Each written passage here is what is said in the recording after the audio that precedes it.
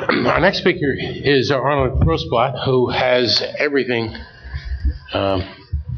set, including a remote that hopefully will work. Yeah, not even going to try. Not here. Thank you for a great talk, Richard.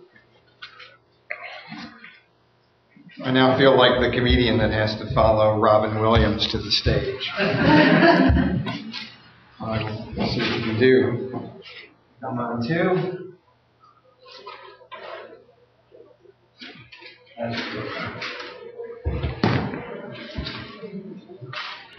Yeah. Now I think I need to do something here. How about that? Yes, the iPad can be a presentation device. First, the existential questions. Who am I? Why am I here? My name is Arnie Grossblatt. I'm the director of the program in publishing, the graduate program at the George Washington University. We've been running the program for a while. I'll talk a little bit about our history, but we have about 60 students in the program at any point in time. And we're always looking for more students and places for our students to go. So I'll be doing some promotion later on. This was the title as stated in the program. I've taken some educational liberty with it. It's too many words for me, so I just want to make it preparing the next generation of publishers. And that gives me liberty to talk a little bit wider, but I won't talk any longer than I would have otherwise. So first, I'm curious, how many people here have degrees in publishing? Well, you don't count, Randy, because you're from our program. We've got other folks who've got... Okay, so it's like 2 out of a room of about 60. And that should raise a question about the maturity of publishing and where we're going. The people who got degrees in publishing, when did you get your degrees? Can you shout out the years? 2 years ago. 2 years ago? A year program. Oh, I can't see back there, obviously. Duh. I'm sorry. 98. Okay, 98. Okay, so we're responsible for 2/3 of the people with degrees here. But there's an interesting fact that you all have successful careers without having come from a program in publishing. In my own case, I have a PhD in psychology and then a master's in computer science. It's a very strange path that we have taken here. I think part of the maturity of the field and the increasing complexity, the sorts of things that Richard alluded to, are sort of changing that and making us think a little bit more carefully about preparing the next generation of publishers. So with that, you guys are publishers, I'm an educator. Why might you find what I have to say about our program of value? Well, I think there are a few reasons. First, our program is responding to the same challenges that you face in putting out journals and books and running presses. Those forces that are impinging on you or affecting your business, well, they're affecting us. And we're both in the business of making bets about the future. And in many cases, I think our bets are the same. And the other reason why you might find this of interest, we've got a couple of points of evidence here. We're teaching your future employees. So you might want to understand what we're doing, but more importantly, you might want to talk to me about what I should be doing, because we want to learn from that. Why else might you find this of value? Well, I want to see if I can give you an optimism boost, because our students are incredibly optimistic about futures in publishing. And you are facing challenges, and sometimes it may make it difficult for you to get optimism. You may find it difficult to get to that state that Richard so beautifully described, about getting out of bed with social purpose. I'll tell you a little bit about the optimism that's shared by our students. And finally, I want to invite you to tell me what we should be doing, or what you think we should be doing. So another reason maybe to listen to what I have to say. So, optimism. I'm going to start by talking with somebody else's words. And this is from Jason Epstein, who you may know was founder of New York Review of Books. He was at Random House. And he's got this quote, which I like a lot, and I won't read too much of it. But he does say, 20 years ago when my children and their friends came of age, I advised them to shun the publishing business, which seemed to me then to be in a state of terminal decrepitude, which gets my vote for the best rock band album, rock band title in here. It's like before the Grateful Dead were the Grateful Dead. Maybe they were terminal decrepitude, but I don't know. At any rate, he then goes on, today I would offer young people to whom books are precious, and that's all of my students, by the way. They all love books. The opposite advice. The transformation that awaits them foreshadows cultural ramifications that promise a lifetime of creative adventure. So that's the spirit that I think I try to bring to the program, and I think my students have that as well. So I said we're responding to the same challenges that you are. And put that in context, I want to give you a little bit about the program history and our timeline. The program began at the University of Virginia as a certificate program in 1994.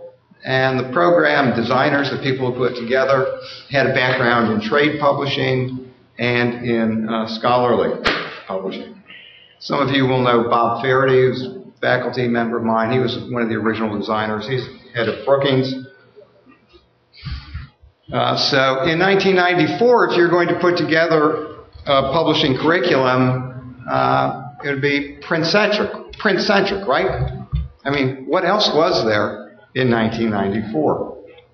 Let me take you back to 1994. This was still 1 year away. You have to remember that. You think about, wow. But yeah, in 1994, this hadn't even been announced yet. In 1995, screen reading looked like that. Would you like to read a monograph on that? I mean, I spent a lot of time reading stuff on devices like that.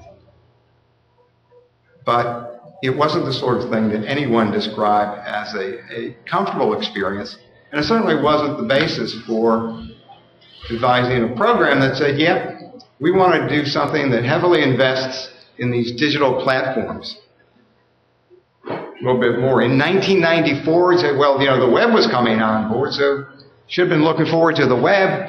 Well, benchmark here. There were 10,000 servers worldwide, and that's a large number, except it's dwarfed by where we are now. 10,000 servers doesn't even count the number of servers at one data center operated by Google. So that's small. Of those, 2,000 were commercial.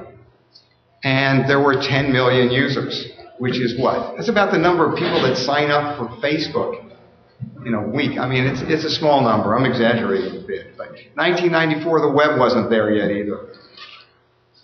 E-reading in 1995, you could do it.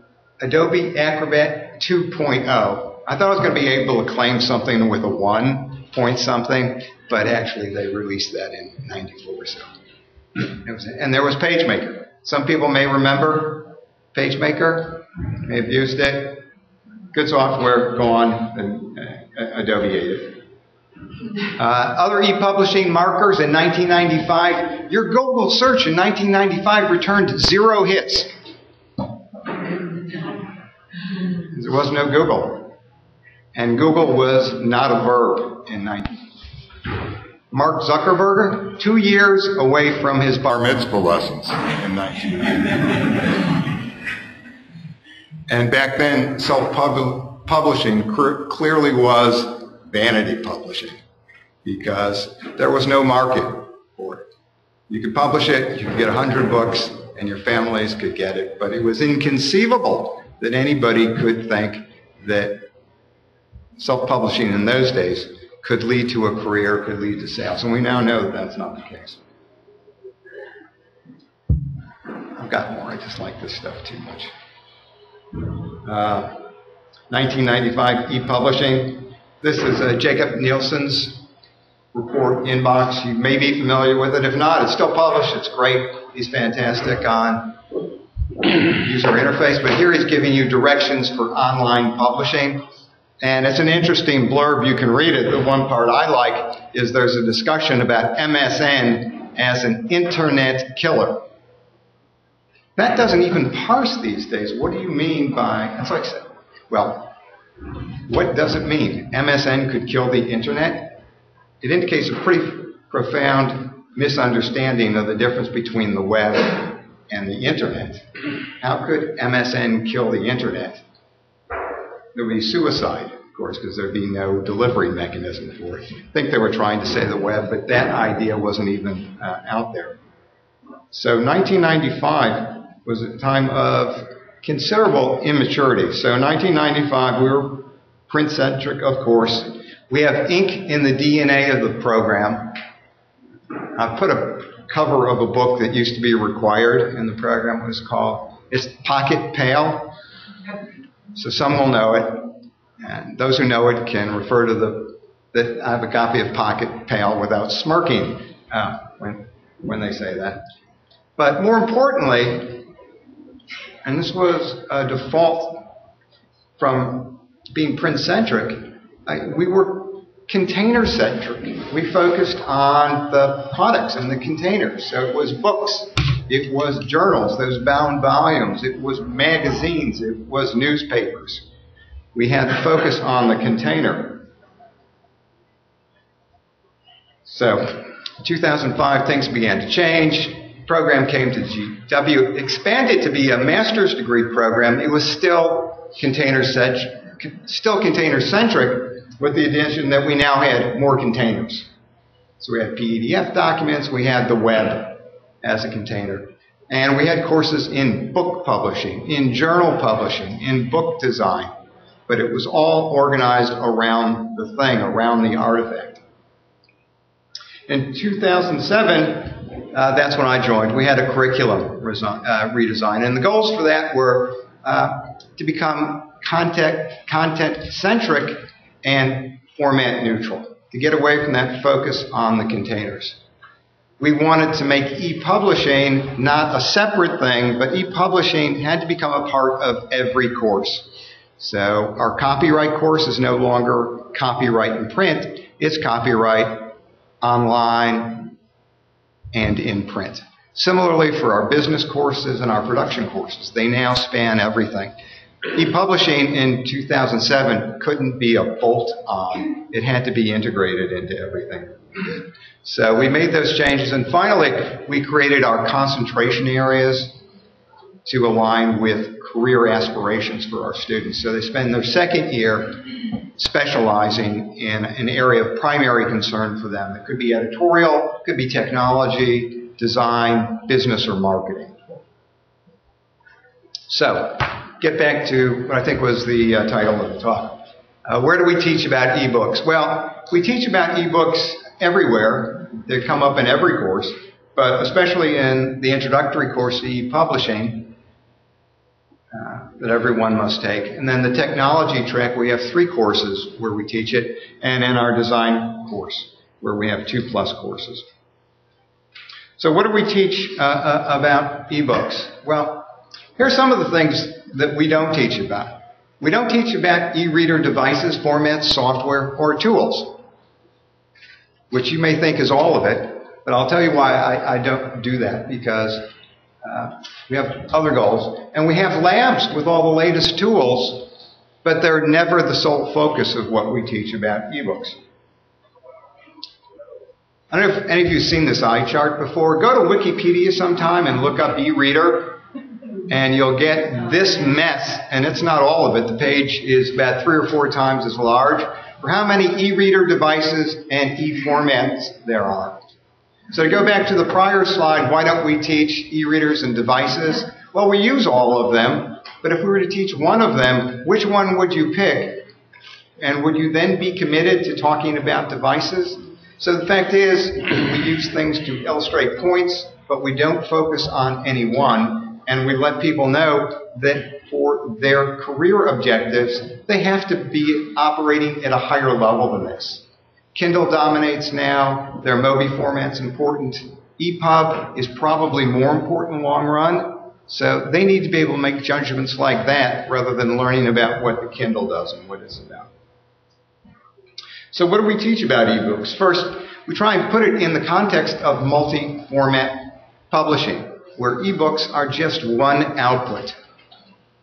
Maybe there are a dozen, but maybe there'll be more. And even if we're say we're doing ebooks, what would you possibly mean by that? Is it something to be read on an iPad or a tablet? Is it something to be read on a phone? Is it something that has to appear on both? The meaning of an ebook is definitely shifting. So we do teach it. We teach it in context of multi-format publishing. We also spend a fair amount of time talking about standards, because that's really been the thing that has enabled the development of an industry.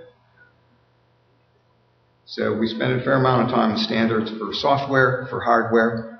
We also talk about content management, because we are content-centric. So it's content management that can pull content into a variety of different containers. And then finally, we talk about workflows. And you can tell I think it's important because I've said it 3 times down there. So workflows, workflows, and workflows. And in fact, I tell my students when they go for interviews that they should go in and tell the publisher, I may not know too much about your workflow, but I'm pretty sure it's broken. And here's the way in which I think it's broken. And I'm not joking around when I say that. I believe you could do that at any publisher. And I think my students have some ideas about why it might be broken. So we teach about ebooks. So everyone in the technology track works with a CMS. They use it to build a website, and they can also use that to create their content for their ebook. Everyone in the technology track creates a multi-device ebook. Everyone in the technology track now uses an online collaboration tool for it. So here are some of the things that we've created, not the Steve Jobs book, okay, and not the O'Reilly Press books, but the others are all creations of my students in technology track. And I'm showing them here in the iBook store because it looks prettier than taking a photograph of a Kindle, but they have to run at these 2 different places. What do we teach about ebooks? Well, we also talk about ebooks and supporting systems as being broken. And I also say that people responsible for it are you. Publishers are responsible for broken. I'm going to give you some examples of broken because they're fun. If any of you seen a presentation by Seth Gooden on broken, if not, I recommend it. It's quite a lot of fun. But here's an ebook. Reading it in Kindle on my tablet, and you can see it's by a reputable press, Penguin Classics, and it's a great backlist title. James Boswell, Life of Johnson, one of my favorite books. An old beat-up copy, having it without the mold. I don't know why people say they like the smell of a book. If I brought my copy of Johnson, Life of Johnson, it might change your mind. But at any rate, it's a great book. They've published it forever. It's been around for a while. A moneymaker. Well, what happens when you look inside the book? I don't know if you can see that highlighted area, but it says, Prince of Ancient Biographers, $, $, and then a line below it has @achievements. I have no idea what that is, but I have a pretty good idea of where it comes from.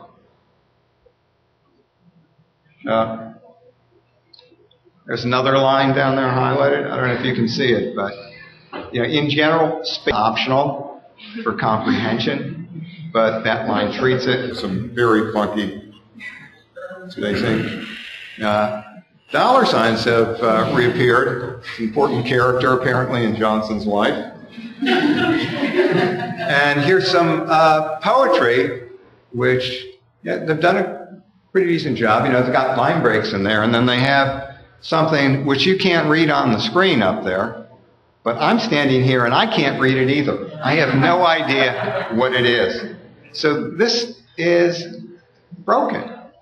Why is it broken? Oh, wait a minute. I got to tell you how broken it is. So I have this as a sample from Kindle. I go to the end and I say, okay, it's crap, but it's a favorite book of mine, so I want to buy it. And here's what I get. We're sorry. The operation is not currently supported. And then under it, it has the OK. OK. They could at least say dismiss. But it's OK? All right. Well, they're sorry. But they're broken. They're badly broken. I have one other example on broken from publishers and ebooks. Shift dropped on author after typo in her romantic novel, and you can't read it. And this is a scholarly meeting, but I'll read this anyhow. I apologize to anyone who bought my on-sale ebook of Baby I'm Yours and read on page 293. He stiffened for a moment, but then she felt his muscles loosen as he shitted on the ground. Shifted. He shifted. I just cringe when I think of the readers who have read this. That's a pretty broken romance novel when the hero does that. So, it's your responsibility as publishers. Go listen to the Gooden presentation. We just lots of examples, not about publishing, but he also has a nice vocabulary for why things are broken. And this is probably broken because you're not a fish. And by that he means publishers don't read. Publishers aren't reading. People aren't reading the stuff that they're putting out. And that's one of the ways in which I tell my students, you can probably go into somebody and tell them their workflow is broken because the editorial processes, which at Penguin, are solid. You know that the print book would never go out the door with those kinds of typos. Yet it seems to be okay for ebooks. So that is a serious break because they have not integrated their editorial workflow processes with their print workflow processes. So I talked about broken. I want to bring it back to optimism. I was telling my class last fall about this Johnson thing, and I was using it to give a more extensive broken. And one of my students in class tweeted to Penguin to say, you've got a crappy copy. You've got crappy quality control on Life of Johnson. And before the class was over, she had heard from someone at Penguin. They didn't fix it, but they at least paid attention to it. To me, that's really a reason for optimism. It's like, okay, it's broken. I'm a student. What do I do about it? Well, take the tools you have. I'm not pleased that people are tweeting during my class, but this is tweeting for a purpose, so it's okay. So, then there's broken. And that's something we all have responsibility for. But my students, at this point in their life, don't see it as responsibility. They see it as opportunity. And that should be good news for you. And it should be good news for the industry. So with that, I'm going to close. My students, I said, they love to read. And, they read more than I did when I was that age. And they read in more different ways than ever before. My students are also entrepreneurial, so you should be pleased or perhaps scared about that. But we have people in the program who started their own magazines, who have their own presses. And these are good news for you because my students are also your future customers as well as your future employers. So paying attention to them will be good. So last reason, my students are thinking about stuff that you're not thinking about. They're thinking about stuff that I'm not capable of thinking about. But we should be encouraged and happy that they are, because that's where the next round of good stuff is likely to come from. So with that, thank you. And you can get more information online. You can get the static stuff, but I wanted to make 1.5 announcements. First announcement, we have an ethics and publishing conference. It's July 9th. It's free. It's on the Foggy Bottom campus. We have great speakers. This year we'll have Al Recca. And last year we had Richard Brown. So please feel free to stop by July 9th on Foggy Bottom. And I also invite you to participate in our ebook lab, where we conduct applied research on ebooks for nonprofit publishers. So if you have something that fits, please send me your request for an applied research project. And with that, I'm done, and the iPad works just fine. Thank you.